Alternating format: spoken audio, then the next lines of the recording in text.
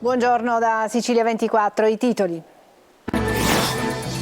Morto all'ospedale dell'Aquila Messina Denaro, il boss era stato arrestato a gennaio dopo 30 anni di latitanza. Niente funerali, sarà sepolto a Castelvetrano. Il sindaco: ha fatto tanto male, dobbiamo mettere fine all'illegalità e all'impunità. Qui non c'è più spazio per personaggi equivoci. Cosa Nostra punta ancora sugli affari illegali, il piccio e la corruzione, in grado di servirsi anche del web e in costante ricerca di manovalanza. Morta la donna di Pantelleria data alle fiamme dal compagno durante una lite. L'uomo piantonato in ospedale dovrà rispondere di femminicidio. A Catania gare clandestine di automobili notturne e impennate di motociclette in pieno centro. I video girano sui social. Nuova rissa a Sferracavallo, l'allarme delle associazioni della borgata marinara. Siamo come il Bronx. Calcio, coraggio ed equilibrio. La ricetta di Tabbiani per sfidare il Foggia stasera al Massimino. Primo stop in campionato per il Messina, superato 1-0 dalla Virtus Francavilla.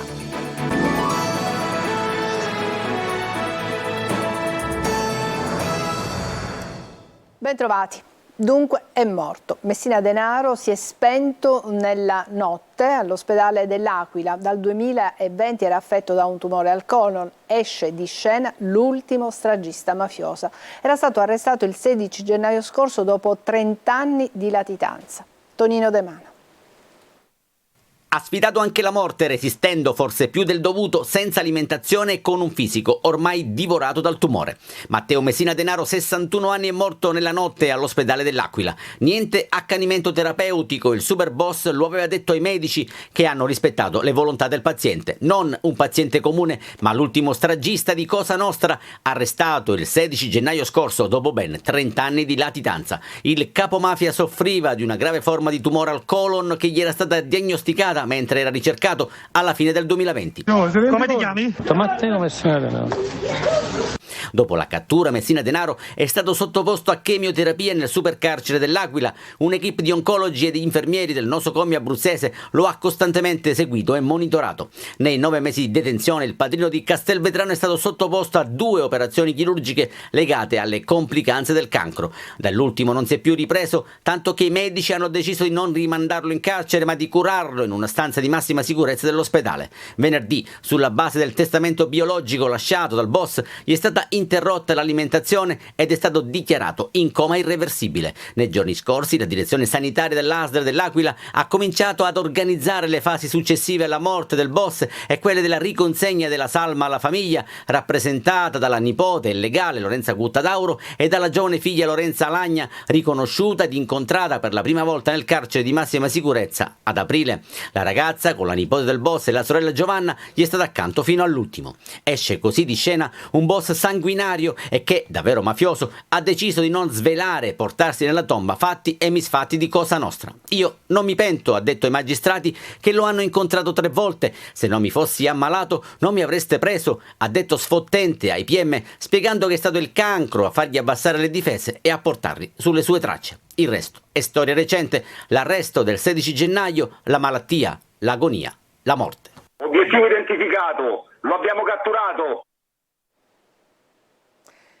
Era l'ultimo dei boss dell'epoca stragista di Cosa Nostra, conosciuto con 1000 soprannomi, non sempre amato dagli uomini di Cosa Nostra.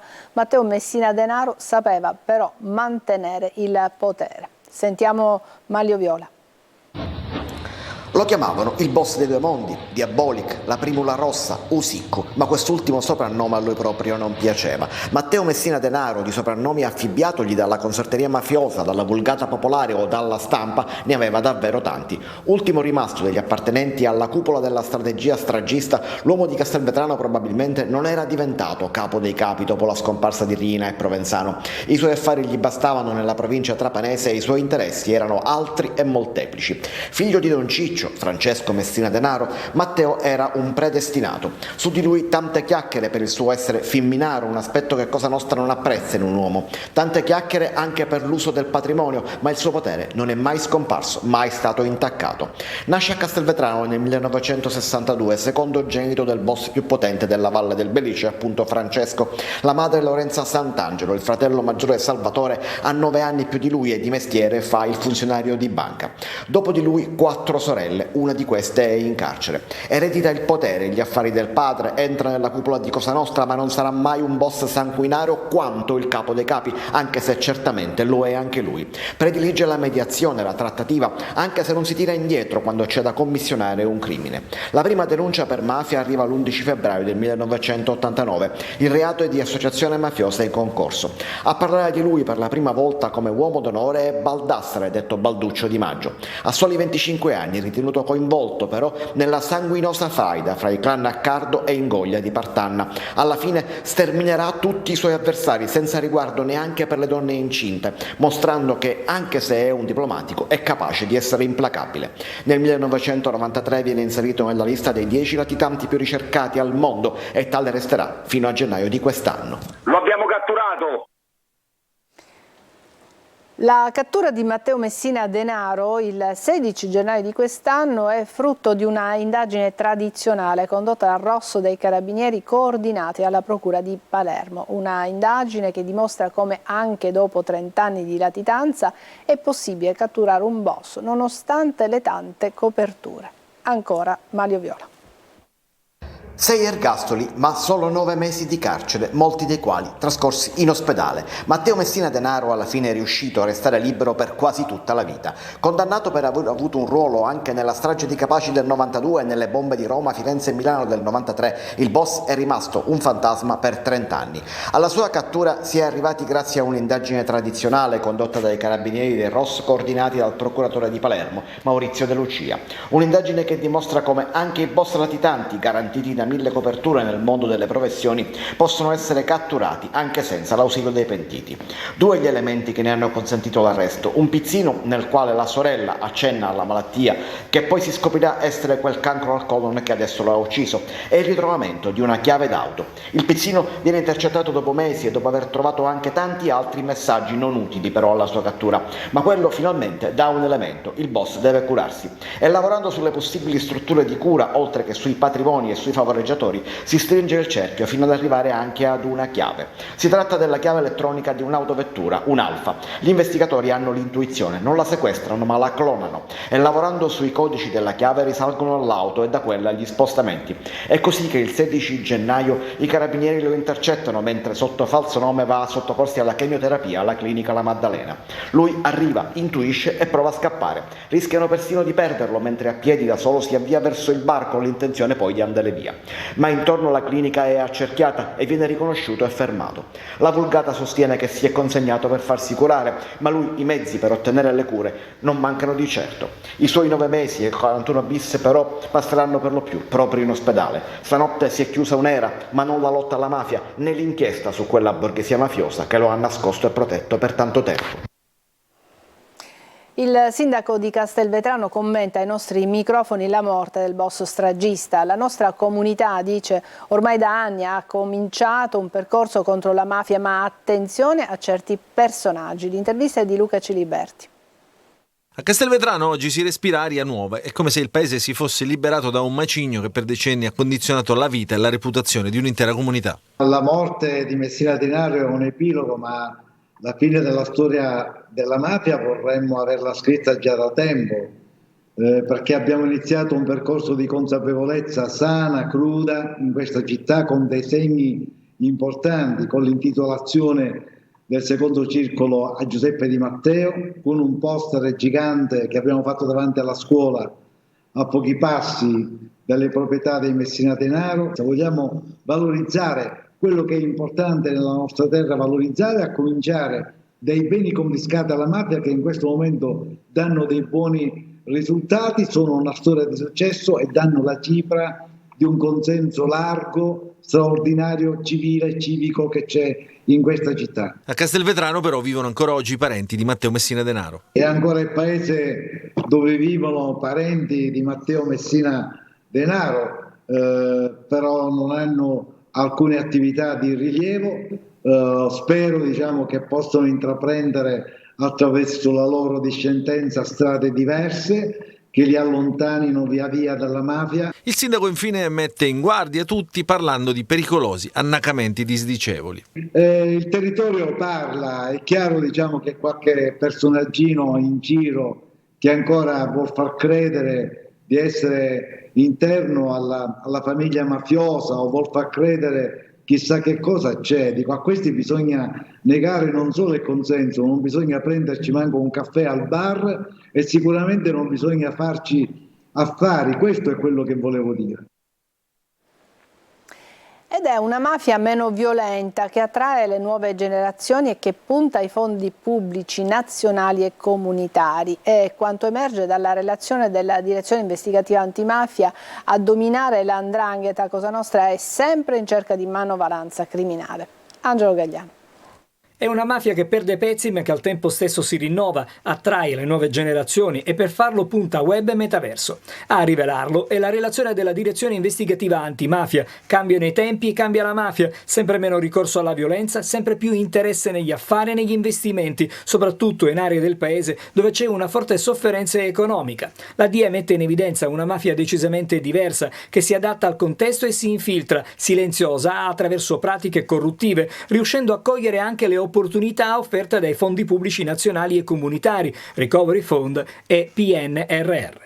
Comanda l''ndrangheta assoluta dominatrice della scena criminale anche al di fuori dei tradizionali territori di influenza, con mire che interessano quasi tutte le regioni, con le ndrine calabresi ormai esperte di narcotraffico e capaci di gestire una complessa e affidabile catena logistica, specie in Sud America. Mafia che cerca di riorganizzarsi, abbiamo detto, cerca nuovi leader, ma riveste sempre un fascino sulle nuove generazioni, un esteso bacino di utenza finalizzato ad ampliare la necessaria manovalanza criminale. E la morte del boss Matteo Messina Denaro sarà al centro del Sicilia 24 Focus di oggi. Giusina Zara ne parlerà alle 14.30 con il giornalista Lirio Abate e la giornalista di Telecolo Roberta Lunghi, che ha raccontato le fasi più salienti della cattura. Fin da ora potete intervenire se volete inviando dei messaggi al 342 7455 005. Appuntamento dunque dopo il nostro telegiornale e anche sulla siciliaweb.it se volete seguire in streaming. È morta la donna di Pantelleria data alle fiamme dal compagno. L'uomo, piantonato in ospedale, adesso deve rispondere di femminicidio. Laura Spanò. È morta attorno a mezzogiorno Annalisa Fontana, di 48 anni, la donna di Pantelleria che nella notte tra venerdì e sabato scorso era stata data alle fiamme dal compagno Onofrio Bronzolino, di 52 anni, di Palermo. La donna era ricoverata nel reparto di rianimazione dell'ospedale civico di Palermo. Le sue condizioni erano disperate. Le fiamme, che avevano provocato ustioni sul 90% del corpo della Fontana, avevano investito anche l'uomo sul viso e un ginocchio. Annalisa Fontana era stata trasportata nei soccorsi e ricoverata nel secondo reparto di rianimazione del grandi ustione del civico. Le condizioni erano apparse subito gravissime. Alla paziente ieri era stata effettuata una broncoscopia che aveva evidenziato un aggravamento delle condizioni interne con una diminuzione dell'ossigeno e per questo era stata posta sotto ventilazione assistita. È stato fatto il possibile, ma le ustioni di terzo grado che presentava la signora erano davvero gravissime. Pure Onofrio Bronzolino al momento è nello stesso ospedale, piantonato dai carabinieri perché in stato di fermo per tentato omicidio su disposizione della Procura di Marsala che coordina le indagini. Le condizioni di Bronzolino, dice il professore Pirrello, responsabile del centro grandi ustione del civico di Palermo, sono migliorate. Non ha subito danni irrevocabili per la fiammata di ritorno al viso, ha ancora le palpebre gonfie. Vedremo cosa accadrà appena il gonfiore diminuisce. Ha ustione di terzo grado, un ginocchio, ma non è grave. A Palermo erano arrivati anche l'ex marito della donna e i 5 figli. Breve pausa, ci vediamo tra poco.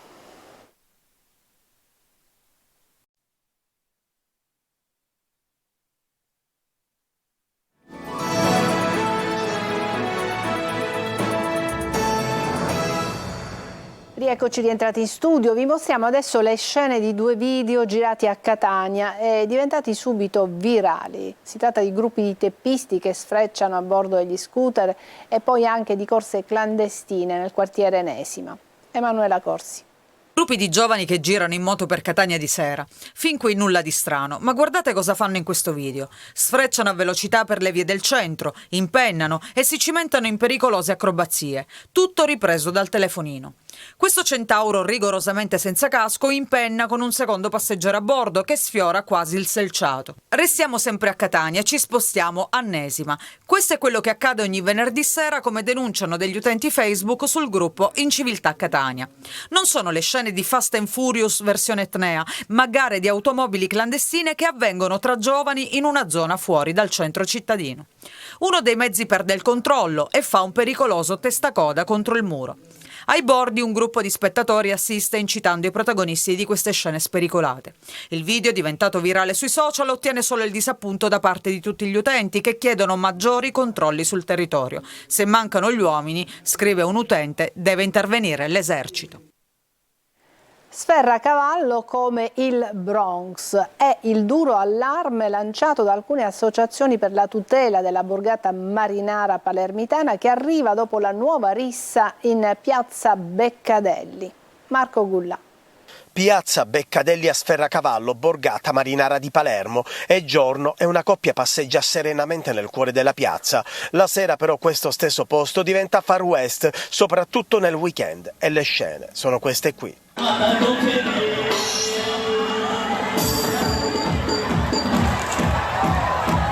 Qui a Sferracavallo i residenti hanno paura. Le due risse nel giro di una settimana, prima tra due baby gang e poi l'ultima tra due bande di venditori abusivi contro alcuni ristoratori, ha scatenato il panico. Io sono cresciuta in questa piazza e mio figlio non ci mette piede, io non lo faccio scendere, ha 12 anni, tra poco li compierà, ma non ho la sicurezza né della piazza né di Barcarello né delle strade. Ci sono stati 2 episodi nel giro di una settimana.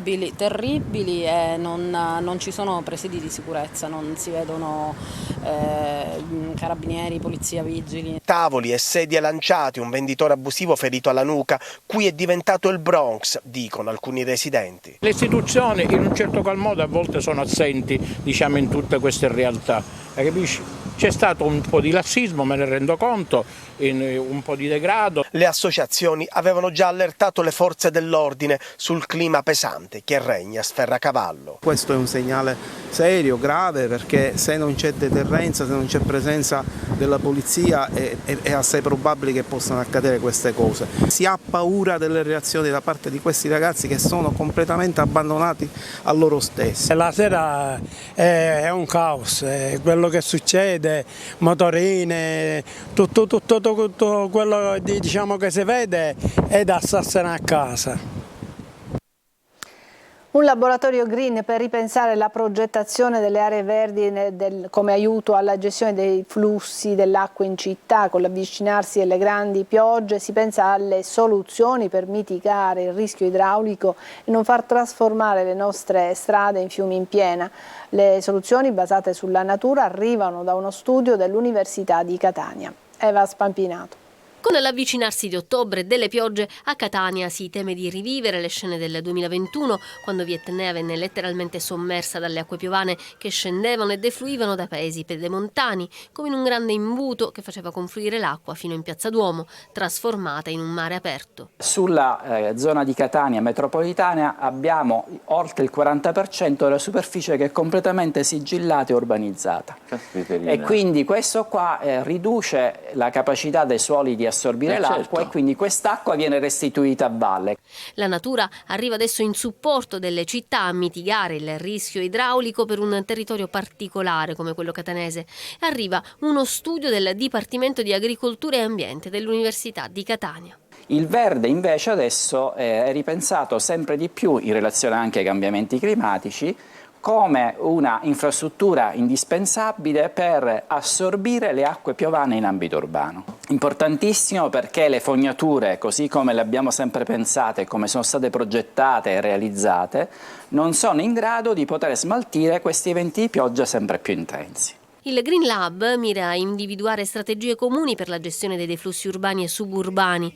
Occorre integrare le infrastrutture classiche, come le fognature, con le infrastrutture verdi. Si sta pensando a livello internazionale ormai alle cosiddette città spugna o città permeabili, infrastrutture che sono anche infrastrutture semplici a essere realizzate, a essere pensate, che possono essere realizzate in ambito urbano e sono in grado di assorbire l'acqua piovana. Quest'acqua viene assorbita e poi viene riutilizzata. Si fanno delle grandi vasche di stoccaggio e poi queste vasche l'acqua in queste vasche viene utilizzata per l'irrigazione del verde, per il lavaggio delle strade, viene utilizzata anche per l'alimentazione di sciacquone il bagno. E sulla circonvallazione di Catania presto sorgeranno dei rain garden, letteralmente dei giardini della pioggia, che ripenseranno il verde presente per assorbire l'acqua di deflusso stradale tramite zone più depresse dove questa entrerà.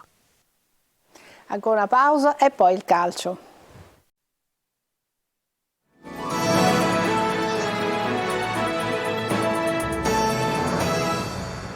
Eccoci al calcio, prima sconfitta stagionale per il Messina, battuto 1-0 in Puglia dalla Virtus Francavilla, decisiva nel primo tempo una rete dall'attaccante Gabriele Artistico. Sergio Colosi. Un insuperabile Francesco Forte nega il pareggio al Messina che a Francavilla Fontana subisce la prima sconfitta in campionato dopo i pareggi contro Cerignola e Turris. Decisivo il portiere della Virtus che mantiene l'imbattibilità di giornata e regala 3 punti alla sua squadra in una serata in cui la partita è stata sospesa 37 minuti per il blackout all'impianto di illuminazione della nuova Arredo Arena. Nel primo tempo buona partenza del Francavilla, sulle fasce Di Marco e Biondi saltano come birilli Polito e Tropea. Gabriele Artistico si prende la scena e dopo 2 gol sfiorati con Fumagalli in versione riscatto segna la rete decisiva al minuto 21 facendosi trovare al posto giusto sull'assist dell'ex Biondi. Il vantaggio appaga i pugliesi e sveglia i giallorossi, inizia così un'altra gara. Forte ipnotizza i protagonisti della sfida contro la Turris, reattivo sul doppio tentativo di Plescia, poi graziato da Emmausso, ma darà il meglio di sé nella ripresa. In avvio infatti intervento spettacolare sul destro di Frisenna, prima della sospensione dell'incontro che riparte dagli stessi protagonisti. Frisenna col piede naturale trova altre 2 volte un Forte insuperabile che si ripete su Emmausso. Per batterlo al 23esimo ci vuole una sassata di sinistro di Cavallo, ma gol annullato per presunto fuorigioco di Plescia ad inizio azione. Ci sarebbe ancora tempo per recuperare, ma il Messina accusa la stanchezza e spinge con sempre minore convinzione fino alla conclusione. Torna al Massimino questa sera il Catania che ospita il Foggia. La squadra di Tabbiani vuole riscattare la prestazione offerta a Monopoli. Qualche cambio in formazione visti i tanti impegni ravvicinati. Al Massimino ci sarà il pienone. Francesco Triolo.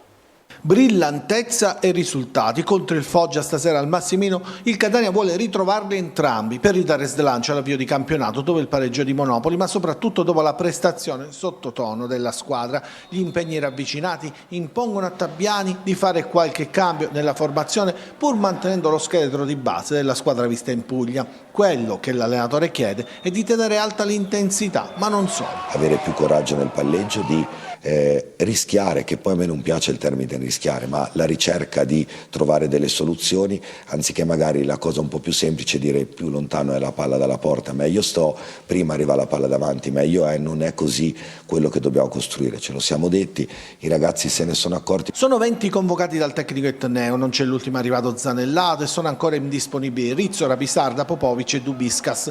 Rientra Lorenziani in difesa, anche se la coppia centrale dovrebbe rimanere quella composta da Silvestri e Curado.